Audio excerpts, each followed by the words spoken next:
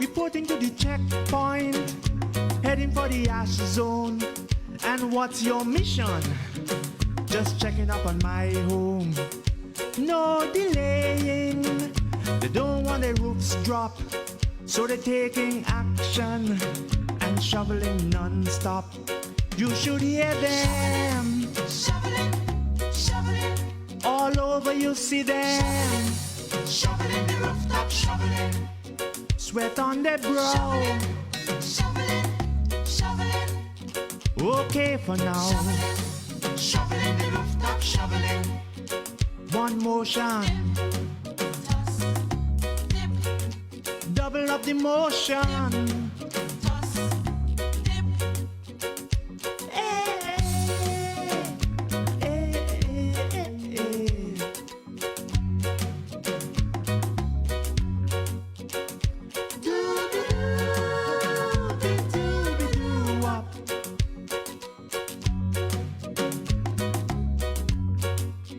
Ashes heavy load.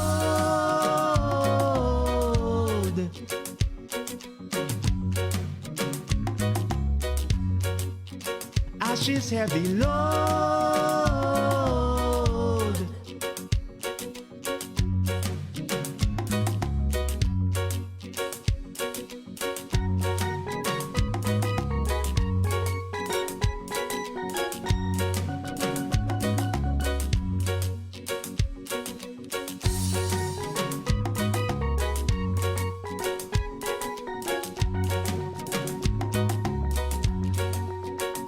Men on rooftops, galvanize or shingle, answering nature with the hoe and the shovel.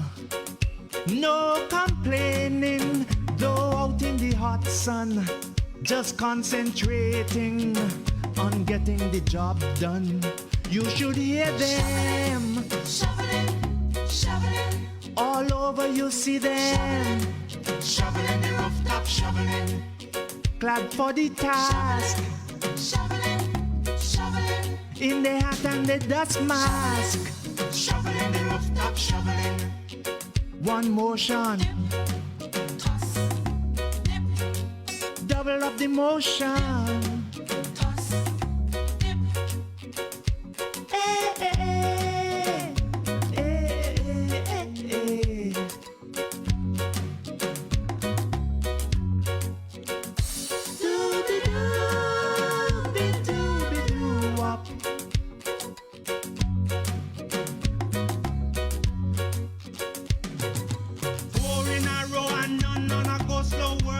They can't wait till tomorrow.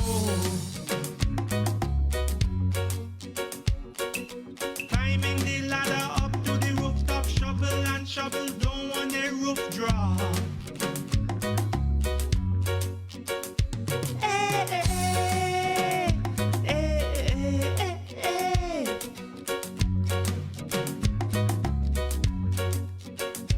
Dooby-doo.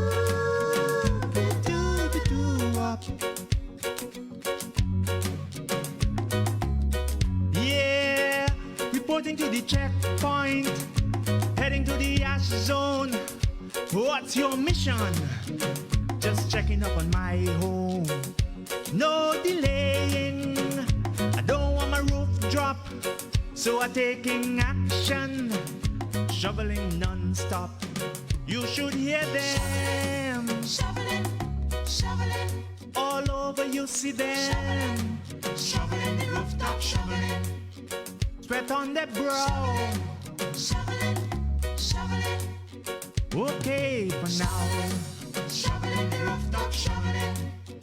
One motion, dip, toss, dip. Double up the motion. Toss, dip. Dip, toss, dip. Dip, toss, dip. Dip, toss, dip. Dip, toss, dip. Ashes heavy load.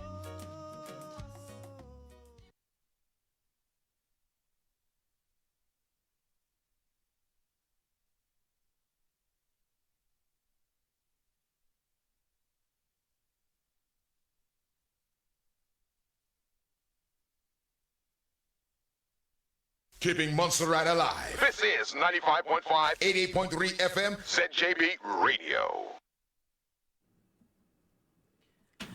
And good morning, everybody. My name is Vita Wade, and I'm back with you again for the second edition of MVO Talks. Today, I am again moderating this series of live discussions surrounding our volcano and how it has transformed all of our lives over the past 25 years. For a little bit of housekeeping for those of you who are listening on Facebook Live, if you're experiencing any technical difficulties, just log off and log back on, refresh the page. If you're listening on Radio Montserrat, we welcome your participation. You can WhatsApp us on telephone number 1-664-495-2029, or you can call directly into Radio ZJB on 491-7227. So yesterday, we had Dr. Adam Stinton, and he took us through the formation of the islands. He took us through how Montserrat was born and the various volcanic centers across the island. Today, we have with us Dr. Thomas T.C. Christopher, who is also a volcanologist at the MVO.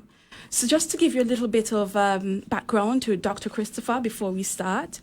Dr. Christopher, a.k.a. TC, obtained his PhD in Earth Science at St. Catherine's College of the University of Cambridge. The project he did was on the 2001 eruption of Mount Etna, where two distinct lavas were erupted from multiple vents. One lava type was clearly associated with the central conduit system, while the other was emplaced via eccentric dike.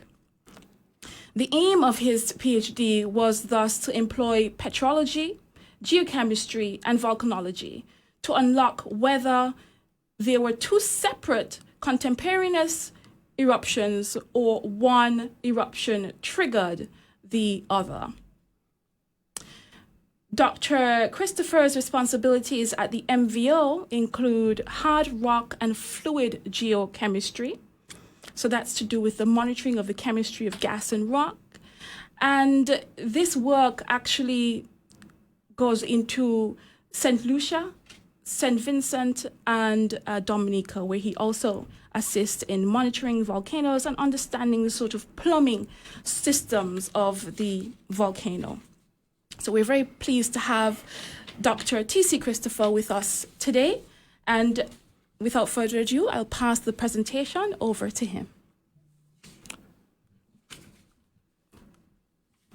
Thank you, Dr. Christopher. Thank you, Vita. Good morning, listeners.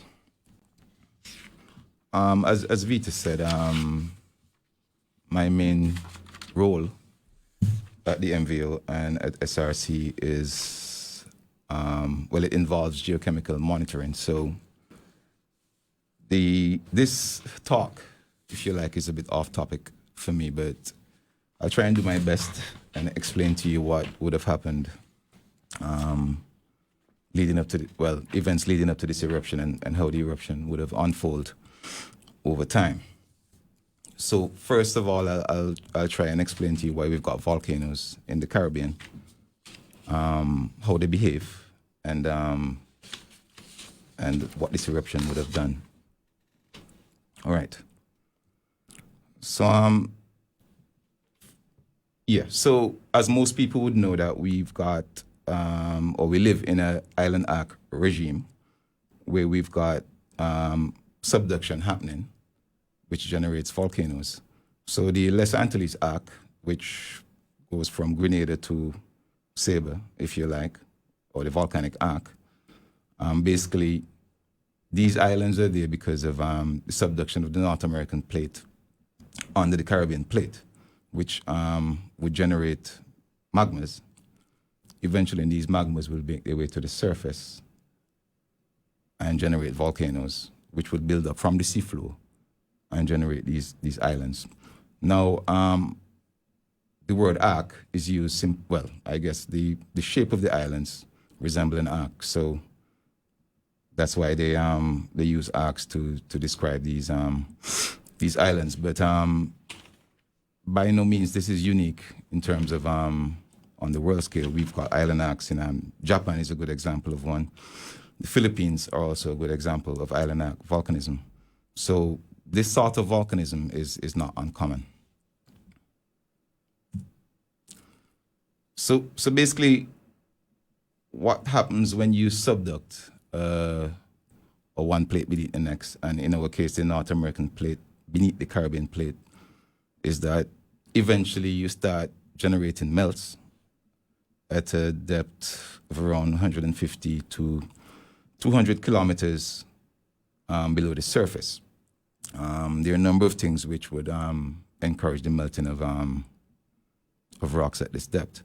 And contrary to popular opinion, the magma is not generated by the actual subducting slab. That is not what actually melts. What melts is the actual overlying mantle. And that happens because you introduce water into the mantle by whatever means. And believe it or not, a wet rock melts at a lower temperature than a dry rock of the same chemistry. So if you were to heat a rock and add water to it, that would lower the melting point. So basically, the introduction of water into the mantle is what's generating these melts. And these melts, they're more buoyant than the surrounding rocks, and they migrate up to the surface and generate these chain of islands. So, yeah, as I said, the Lesser Antilles arc. The volcanoes from Sabre to Grenada, there are roughly 19 volcanoes which are thought to be live, for want of a better word. And basically the idea is that these can erupt in the future. The eruption frequency in the Caribbean is not that high, and that's simply because the subduction is around 2 centimeters per year, which is fairly slow. If you compare that to other arcs such as Japan and Indonesia, I think they're going at like 7 centimeters and 9 centimeters per year, so it's a bit quicker. So because of this, you're able to generate eruptions quicker. There's also more earthquakes. So everything is happening quicker in these other arcs simply because the rate of subduction is faster. But all of the phenomena that we see occurring in these areas, we can get in the Caribbean. So we can get earthquakes, we can get tsunamis as well. So volcanic earthquakes are not uncommon in the Caribbean. Some countries, such as Dominica, they get numerous seismic swarms, which is what these volcanic events are referred to as. Another manifestation of volcanism would be these hot springs or soufrières, if you like. And those are quite common down in the windwards as well as up in the leewards. So the fact that we see in these soufrières, these sulfur deposits, steaming ground, that suggests that you've got a magma chamber at depth, which basically says there's a volcano there, even though it's not obvious, because some volcanic mountains are not really easy to see, and it depends on the scale you're looking at. But the idea is, whatever it is that's happening in Japan and Indonesia can happen here. And these volcanoes and islands are here because of the subduction that's happening off to the east. And if you look closely at in terms of the spacing of these islands and where they are relative to the trench front, it seems fairly straightforward that you get them around 150 to 2 kilometers from the trench and roughly the same distance above the point where melting occurs. So this slide here just gives you an idea of, or confirmation, if you like, from the earthquakes that there is actually subduction. Basically what this slide is showing is that you see a shallowing of events from east, from west to east, rather. So as the deeper the slab gets, the deeper the earthquakes are. And basically the earthquakes are generated by friction between the override and the downgoing slab, but also physical breakup of the downgoing slab. So this sort of earthquake evidence basically confirms that, yes, there's subduction going on and we've got arc volcanism happening in the region. So what is so unique about arc volcanism, you ask? I mean, most of us are familiar with looking at eruptions in Hawaii, which is a basaltic province, or even in Iceland. But the lavas in these regimes are quite different. I mean, first of all, the viscosity is higher, and that's a function of the silica content. So the magmas are stiffer. They're slightly cooler, maybe 100 or 200 degrees cooler in some cases, probably a bit more. But that is irrelevant if you're dealing with temperatures in excess of 500 degrees Celsius, because the human body does not like high temperatures anyway. So if you're hit by a 500 degree pyroclastic flow or a lava flow that's 1,000 degrees, it makes no difference. That's still a detrimental situation to be in. But basically, because we've got higher viscosity lavas here, we get more explosive eruptions. Because the lavas are stiffer, they tend to trap gas more readily. So the idea is, based on the regime you're in, you're more likely to get explosive volcanism than in other regimes. And in our regime, luckily enough for us, these volcanoes are fairly explosive. And one of the artifacts of these high viscosity lavas is that they tend to be build these steep-sided volcanoes, which you can identify easily in the region because the volcanic islands are quite easy to see versus the non-volcanic ones, such as Antigua. Okay, so eruption styles and hazards. Most people who have witnessed this eruption would have seen all of these events unfold at some point in time. And the most common event that we would see would be the building of lava domes. And this, all of the mountains that we see on island are actually old lava domes from previous eruptions from different centers. So as Dr. Stinton mentioned yesterday, Purchase Mountain, Chances Mountain, Galway's Mountain, these are previous lava domes from previous eruptions, which were left in place at the end of the said eruption. But lava domes generate pyroclastic flows when they collapse. And as I said, because of the high viscosity nature of these lavas, sometimes you generate explosions, which can also generate pyroclastic flows from column collapse. One of the other things that we get here, although on a much smaller scale than other volcanoes, are lateral blasts. And basically what that is a directed explosion. And that has a lot to do with what the volcano is doing. So a few examples which I'll come to later. Basically, if you undermine the dome in a particular area, what you would do is you would expose this gas-rich material, and that explosion would go through that gap in whatever direction it is. And there are a few examples of that happening here. Another common hazard that we face are lahars or mud flows, but those are not directly related to volcanism, at least not in Montserrat.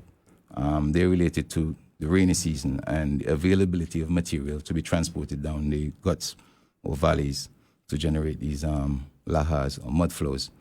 And lahars or mud flows can be quite dangerous because what you have is a slurry of rock and ash and mud, and some of them can actually conceal large boulders in them. So there have been situations in the past where people have tried to cross the Belém Valley with a lahar coming down, and I guess some of us know what happened. There have been vehicles lost, but luckily no loss of life. Okay, so pyroclastic flows. This is the most common hazard that we face here.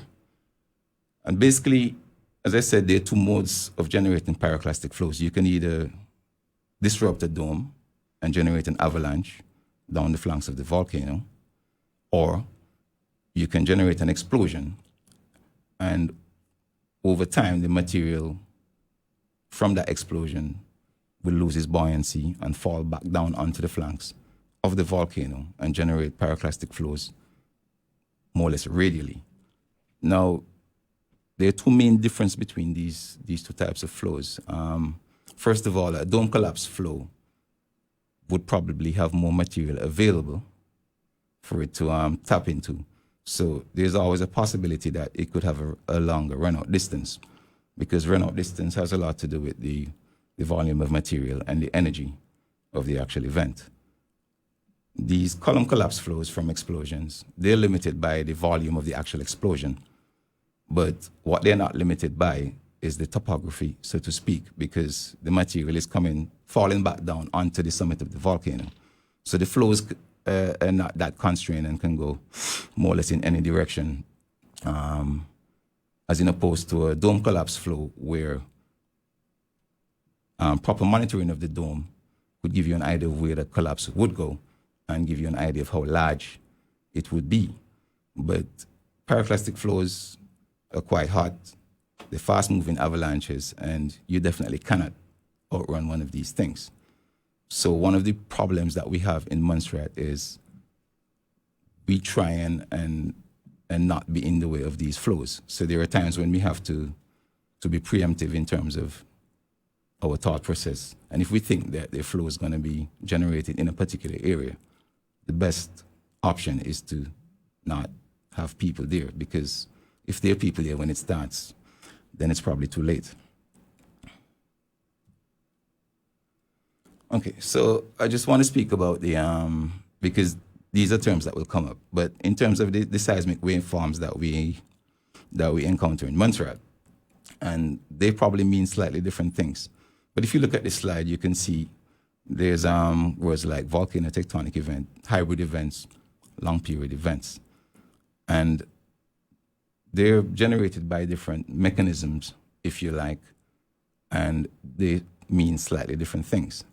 So for instance, if we're seeing a swarm, which is a large number of earthquakes over a short period of time, containing mostly VTs, then in our mindset that these events are associated with the fracturing of rocks by either gas, fluids, or magma, if you like. So if we see VT events, then we think, okay, there's magma moving. Hybrid events, sort of like VT events in terms of they have a sharp onset, but there's also a low frequency ending. And we consider those to be gas resonating in the conduit after fracturing events, whereas long period events, these low frequency events, those are more or less bad news. When you see in loads of long period events, it means that magma is flowing freely through the system. So you get sort of like a pipe organ effect or a standing wave like effect.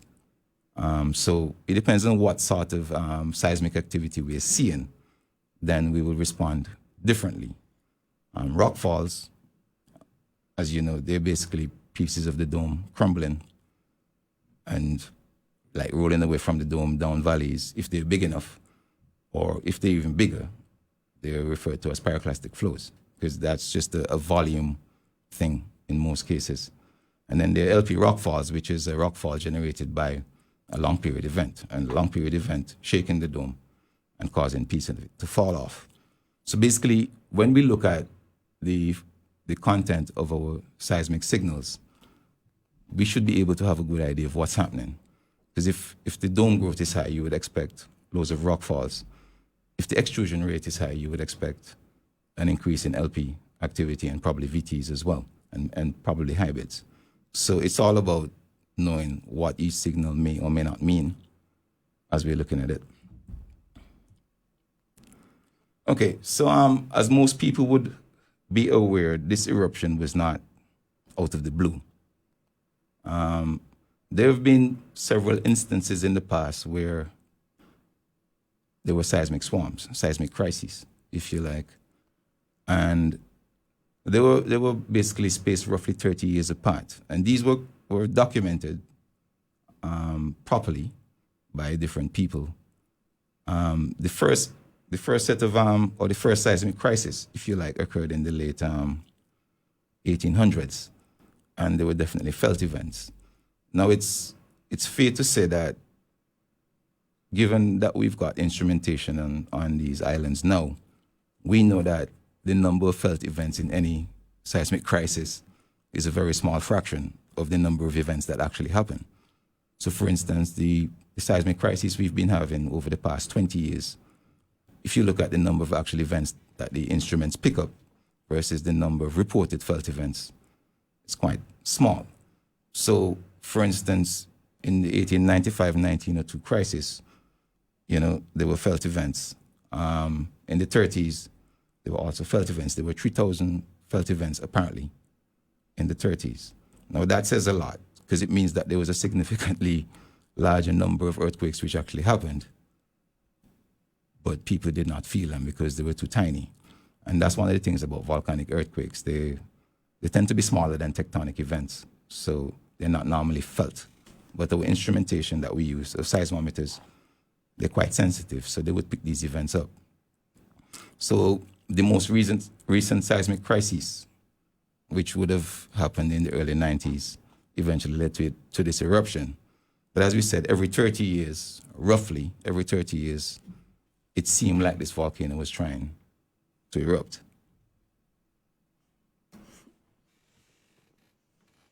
So the 1990 crisis, or the crisis in the 1990s, which led to this eruption, it should have been no surprise that these earthquakes occurred. It also, when you look at this graph, which I'm displaying, it also should have been no surprise by the end of 1994 that there was an eruption coming, because there was a sharp increase in the number of events leading up to the July 95 surface activity. So one of the things we look at in these crises is not just the number of events, but how much the numbers are increasing by. So a cumulative plot of the number of events would give you an idea of the rate at which they're occurring, and gives you an idea of how serious the situation may or may not be. So you can see quite clearly from late November, December 94, there was a huge jump in terms of the number of events. And, well, it's hindsight now, but knowing what we know now, we should have been able to, well, not we, but someone doing this job, and there was no one doing this job because we don't have volcano observatories all over the region. But whoever was looking at this data could have said, okay, there was definitely an eruption coming, because you can see that build up to 95. Okay, so eruptions. Why do these volcanoes erupt? We all know that these volcanoes can stay quiet for years and do nothing. I'm fairly certain that there were some people in Montserrat who do not even know that there was a volcano present, because I guess back then, associating the fumarolic fields with a volcano was not a straightforward thing. And if you don't know, you don't know. But the idea is, when we're looking at these subduction zone volcanoes, there are a number of things which are quite common to them. And if you look at this photo, you can see a darker lava, if you like, surrounded by a lighter lava. Now, the lighter lava, in our case, would be andesitic lava, which is like the majority of what's being erupted. But this darker lava, what it is actually a basaltic magma, which would have come into the chamber. It would have brought heat and gas with it. And eventually what it does is it remobilizes the actual magma that was sitting in the reservoir beforehand. So it brings heat and fluids, it mixes with the andesite that was sitting there and drives it to the surface. So the evidence that we see in these rocks, which is the enclaves, suggests that most of these eruptions in subduction zone volcanoes are carried out by magma mixing. So you mix a magma, it's hotter, it's gas rich, it's probably going to move your residing magma forward. There's also a space problem as well, because if you've got a reservoir of a fixed volume, and you put more magma into it, then you probably would run out of space. So you'd have to start putting material onto the surface. So basically what we think is happening, or did happen, is that we've got this basalt, this hotter gas-rich magma, which came into the base of the andesite reservoir, remobilized it, and generated this eruption. And as I said, the proof is actually in these enclaves, which are quite common throughout the entire eruption. And as you can see, they vary. The volume of enclaves that we see varies over time, but they're always in these in the lavas that we sample. Right. I want you to pay attention to this plot. This is what we call a multiplot. And basically what was done is that we compared a number of different parameters that we measure from this volcano on the same plot. So as you can see, and most of us know that this eruption has not been continuous by any means. It's been stop, start, if you like. So what this volcano would have done was erupted for about 3 years, take a break for about 18 months, erupted for another 3 years, take another break, and it did so on and on. If you look closely at this graph, there are a number of things that's obvious. The top part of the graph shows the number of seismic events that occur over time. And as you can see, that is quite well correlated with the pink areas. And the pink areas are when there's actually extrusion at the surface. Now, it's fair to say that most of these seismic events are rockfalls, but there are quite a few earthquakes in there as well. So seismic activity correlates well with extrusion. As you can see, when it's not extruding, which is the green parts, there's virtually little or no seismic activity. Most of the seismic activity that occurs in these pauses are earthquakes. The second graph, which is a deformation graph, and we use GPS to look at the deformation. And what it does show is that there's a distance change between two GPS points over time. So during periods when it's not erupting, we see what's considered to be an inflation signal, whereas the reservoir is actually swelling. During times when it's actually erupting, the reservoir is contracting. And the mindset here is that we've got a continuous trickle of basalt into the reservoir. So when you're not pushing material out at the top, you're increasing the volume or the capacity of the reservoir. And then when you're not erupting, when you're erupting, the capacity goes down. When you're not erupting, it goes up.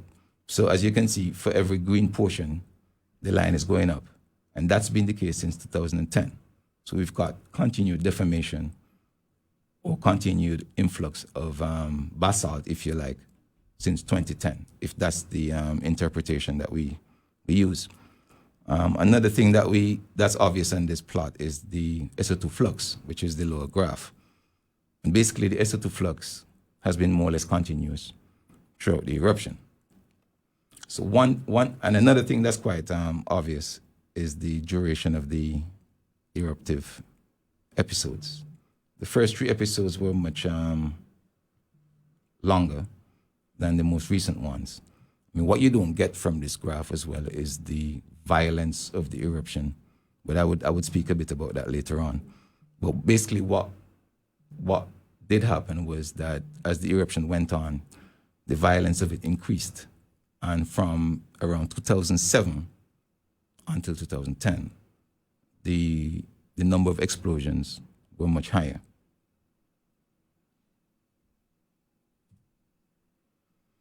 Right, cool. Phase 1. Now, I'll spend a bit more time on phase 1 than the other phases.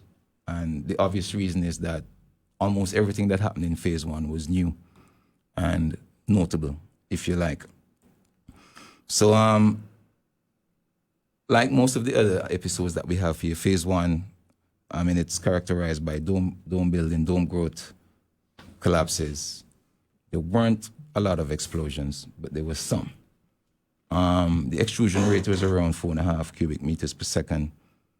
And the largest dome that was built during this episode was 113 million cubic meters, which is, well, by other standards, it's fairly small. I think the significant thing, or one of the significant things about this extrusion phase was the Mother's Day event on May 12th, where you had flows hitting the sea for the first time.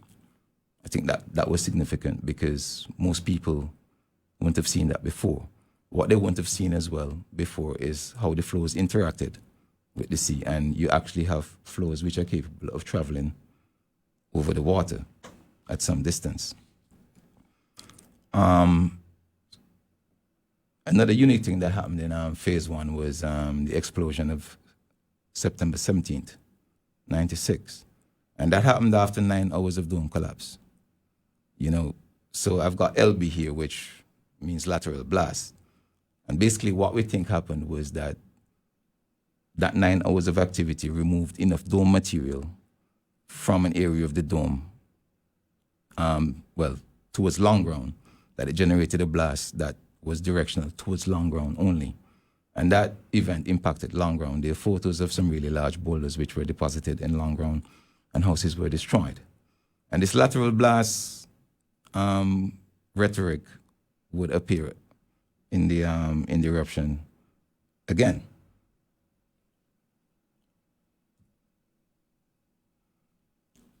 Right. One of the things I want to highlight is the texts I've got in red are quite significant because it highlights how the eruption would have evolved during the first episode. So initially, the first flows were towards the east, and that's simply because we had a horseshoe-shaped crater, in English is crater, that was open to the east. So if your dome is small and confined, then any collapse would actually be funneled towards the east, as the first dome collapses were.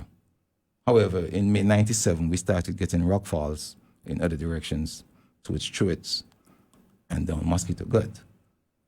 And the idea is that the dome was beginning to get big enough that it can put flows over the edge of the crater in directions which are not constrained by that horseshoe-shaped gap. So in August, we had Plymouth being destroyed in August 97. We had a number of volcanic explosions in August as well. Very systematic explosions, which were happening roughly like 12 hours apart. And those were quite amazing to see.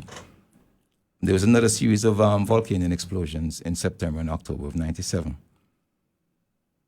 But I think one of the highlights of phase one was the Boxing Day event, which more or less removed the village of St. Patrick's from the map. And that again was a lateral blast that was generated from the collapse of the Galloway's wall, which exposed a gas-rich portion of the dome.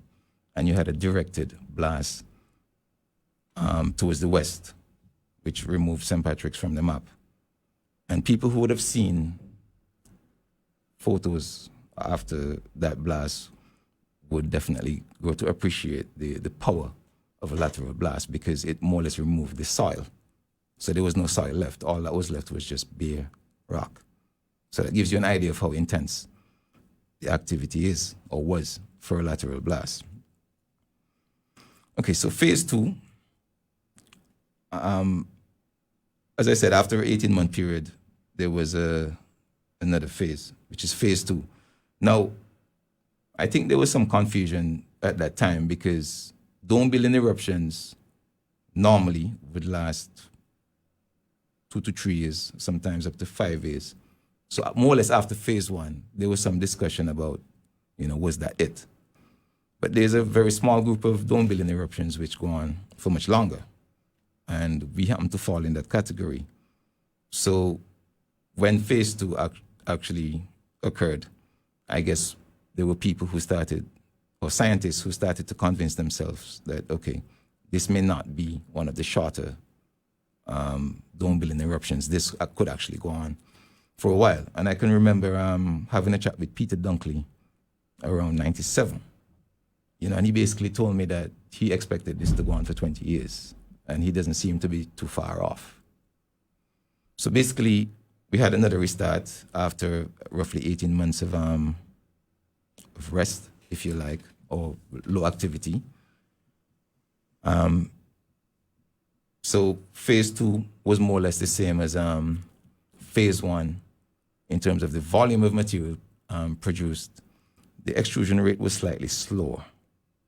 And because this extrusion rate was slower, then the volcano was able to build larger domes. So, in fact, it built one of the largest domes of the eruption, about 200 million cubic meters, which collapsed at the end of the phase. But larger domes also mean bigger flows and larger runout distance. So, let me highlight again that because you've had a larger dome, bigger flows, larger runout distance, then there was another step in terms of the danger of the volcano from phase 1 to phase 2. So the volcano definitely is becoming more dangerous, or was becoming more dangerous as the eruption goes on.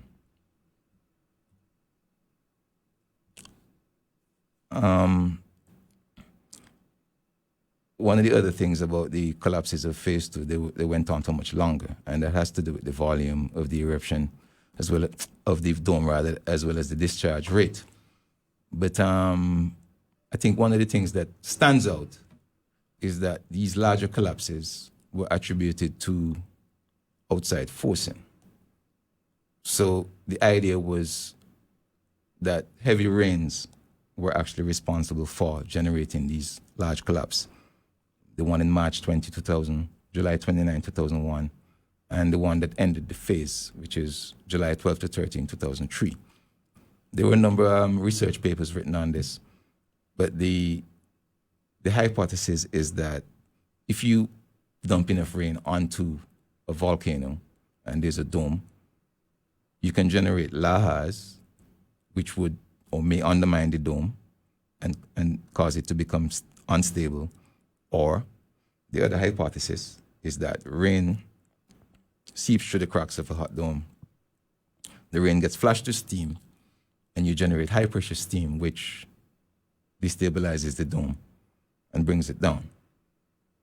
So there was a slight difference in terms of the activity, if you like, that was generating these collapses, or interpretation of this activity that was generating these collapses in phase 2 versus phase 1.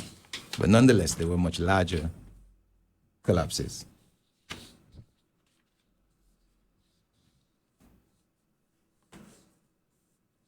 So phase 3, similar volume to phase 2, roughly twice as much extrusion rate as phase 2, but similar volume, similar dome size.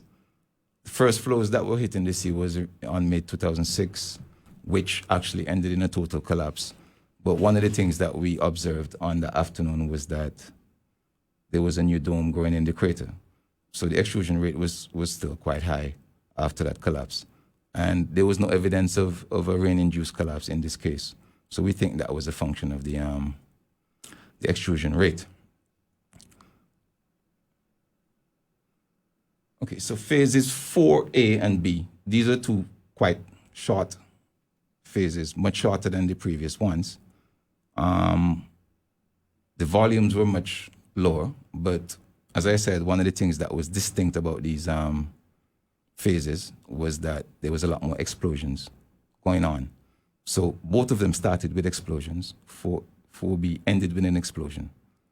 So that's a big difference between, ash venting and slow extrusion of andesite that what happened in the first 3 episodes. Now we've got phases which are starting with explosions and ending with explosions, albeit they're much shorter episodes.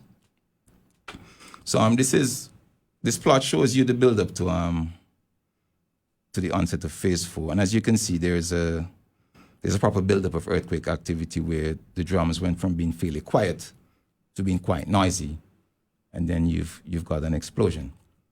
So this was probably easy to see, this restart, if you like, of phase 4. however, well, 4A rather. 4B, however, was not as straightforward. Sorry. So there was also evidence of a sealing event in phase 4. So if you look at this graph, you can see that there was a drop in the degassing or the SO2 flux leading up to phase 4A. So the idea was that we had gas that was trapped and which probably generated these earthquakes, because earthquakes can be generated by gas movement. So we've got 2 lines of evidence basically for this for the restart of phase 4A. The idea is there was probably a sealing event which generated these swarms, which led to the explosion. Okay, 4B, there was the precursors weren't obvious, and so basically we think there was no precursory activity. Now basically what happened was we had an explosion out of the blue. So once again, that was a problem, because most of the explosions we had before, there was some sort of precursory activity. This one just happened out of the blue and started an extrusion phase. So once again, it shows you that the nature of the eruption is changing, and it's definitely becoming more violent and more dangerous as time went on. Phase 5, that more or less started like the first 3 phases. There was ash venting. The duration was slightly longer than the 2 phases of phase 4, but nowhere near as long as the first 3 phases. The total extruded volume was quite small as well, probably twice as much as the ones in phase 4, not on the order of 300 million as we had in the first couple of phases. But once again, there were quite a few explosions in this phase. So it sort of was like a hybrid between the long phases versus the short ones, 4A. Now, what we also see in phase 5 was like really pronounced cyclic activity. And as you can see, phase 5 occurred in more or less three pulses. And even within these pulses, there was cyclic activity happening. So we know that there are cycles common in volcanic activity, and we see cycles all the time. We've seen cycles in phase 1, phase 2, phase 3, not so much in phase 4, and that's probably simply because of the duration of the events. But if you can look at this plot, you can see that even the earthquake activity in phase 5 was cyclic. So what we see is a seismogram and a spectrogram showing like distinct pulses of activity rather than a continuous mess of activity. And basically these cycles are what we think are useful for people who think they can predict volcanoes or forecast eruptions. But if you notice from this text I've got here, cycles, they come and they disappear. Sometimes you've got cycles superimposed on other cycles, shorter cycles superimposed on longer cycles. So tying down a cycle is not really solving the whole problem, because it may disappear as soon as you wrap your head around it and another one comes along. And then there are times when if you're looking at multiple cycles, then you have to use special techniques to separate them so you can see them properly, because most of this activity is not apparent to the naked eye. We use software to pull this sort of information out. So volcanic explosions, these are common enough here, and these are the type of explosions we get in Montserrat. The first set of them occurred in 97, August 97, September 97, and there was not a lot of them until 2007 when they became a bit more commonplace. But as you can see in this photo, that we've got flows going in multiple directions from these volcanic explosions.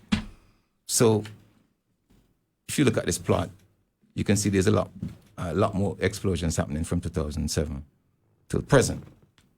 So what's the reason for that? One hypothesis could be that there's a subtle change in chemistry. The magmas are getting stiffer, so they're trapping gas more readily, so it's easier to generate explosions. That is still being investigated, but we know that over time this eruption has gotten more violent and more dangerous, and the pattern would have changed, so that makes it a bit more difficult to figure out what's going to happen next. So, for instance, here's an easy question or a difficult question. If there were to be a restart, would it be a long, drawn-out, fairly docile, extrusive episode, or would it be a short, violent one? Or would it be a hybrid? Who knows? We don't know because it's not a straightforward thing for us to figure out. So basically what I've done here is I've generated a table comparing the different phases, looking at the durations, the average extrusion rates, and the volumes produced. And as you can see, phase 2 was definitely the longest and the most voluminous, whereas phase 4B had the highest extrusion rate. So once again, there is no clear-cut correlation from phase 1 to phase 5 in terms of what the volcano is doing. It seems to be doing something which is not systematic or as systematic as we might want it to be. Okay, so one of the other things that we need to look at is the SO2 flux and how it has varied over the eruption. So even when there is no extrusion happening at the surface, we still get SO2 or sulfur dioxide coming out of this volcano, and that is still the case today. If you look carefully at this table, one thing is obvious is that when this volcano is not erupting during the pauses, it's actually pumping out more gas than when it is erupting, with the exception of 4A and phase 5, and pause 5 rather. This more or less holds true. So during periods of extrusion, the SO2 flux is lower than during periods of when it's not erupting. So let me just summarize because I think I've exhausted my time here. The SHV eruption is a long-lived dome-forming eruption. Not a common one, but they're common enough. I think the problem with this one is that this volcano is in our backyard. Most of the other examples I know are in the middle of nowhere, so they're not affecting anyone, at least not so much, and they're not affecting anyone for an extended period of time. Each episode that we see is fairly unique. There are some similarities, but each of them are unique enough that we can say, okay, something would have changed. There's cyclicity in the magma production rate and cyclicity within the episodes of magma production. These cycles, they come and they go, they change. The episodes have become shorter and more violent. And regardless to the absence of extrusion, sulfur degassing, deformation, and seismic activity is still ongoing. So I think that's it. Thank you so much, Dr. Christopher. That was, very interesting to listen to it. And as you were speaking, there are so many different experiences that came back to mind and reminding us what a strange place we're in terms of living through experiencing the volcano at its most active and dangerous. But then now in a stage where it's quieter, much quieter, and yet we still have to find a way of continuing life with the risk in the background, knowing very well that we're dealing with a different sort of management of the volcano at this stage, yes, which in many ways, in some ways seems almost more difficult because in the back of people's minds, they have the knowledge of the risks, but it's not as visible to the eye. But so thank you so much for that. We have a few questions that we really would like to share with you. And we're encouraging those who have been listening to WhatsApp your questions into 495-2029, or you can just drop your comments under the post on Facebook Live. So, Dr. Christopher, one question is, could hurricanes or earthquakes affect the activity at the volcano? You alluded a little bit to this. To heavy rains. To heavy rains. Yeah. Well, one of the things that we need to understand is when you come up with a hypothesis, especially from one eruption, you need to have a look at analogs, other volcanoes, and see if you see this sort of stuff occurring. So there have been other examples or proposed examples of rainfall-induced collapses, if you like, at other volcanoes. But there's a dichotomy in terms of science and views. Some people would accept it, some people wouldn't. There's also a hypothesis that if you have a large enough earthquake, it could stir your magma reservoir if there's enough liquid in it and disturb it and probably generate an eruption. But it's sort of difficult to prove that because you need to be able to be in the right, well, we can't generate earthquakes. So you have to be lucky enough to have instrumentation in the right place and a volcano that's in the right condition to be able to prove this sort of theory. So, I have no issue with the rainfall-induced collapse because I can visualize a laha or lahars undermining a dome and bringing it down. The other part of the hypothesis, the steam-induced flash into steam type scenario, that's a bit far-fetched if you like, but it could be a combination of a number of things. So it's not totally outlandish to think that an earthquake can generate an eruption. There are scientists who actually think that is quite possible. Okay, interesting to know. Life on an active volcano. Now, we have two other questions on Facebook. One of our followers, Vivian Gordon, asked, is there more earthquake activity in the Caribbean, and is there any linkage between the volcanic activity and this? So pretty much well, I'm guessing he means like tectonic earthquakes. Yeah, tectonic earthquakes have been reported to be on the rise in the Caribbean. That is not really something I pay much attention to, but one of our colleagues, Joan Latchman in Trinidad, she thinks that there's definitely something up in terms of the number of earthquakes and the sizes of them. Like I said earlier, we are quite capable of getting magnitude 9 events here.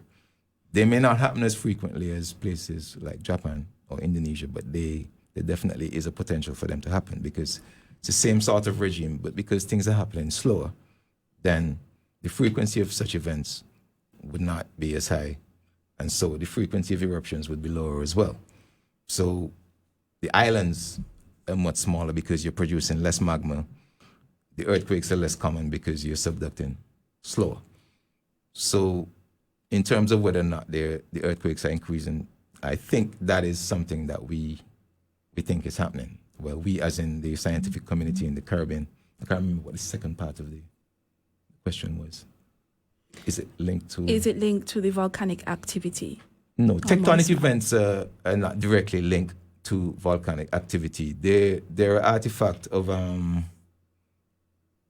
the subduction. So basically, eventually, the presence of these earthquakes would definitely lead to magma production and volcanism, but it's not a direct link. They're separated by quite a few degrees of freedom, if you like. These Okay, yeah. Thank you for that, Dr. Christopher. And Don Pinero asks, is the Soufrière Hills dormant yet, or is it quietly building? That's a good question. As I said in this, when we looked at the multiplot, there's no extrusion, and this pause, if you like, is definitely longer than anything we've seen before. But the fact that we're still seeing deformation, there's still quite a bit of sulfur dioxide coming out, and there's still earth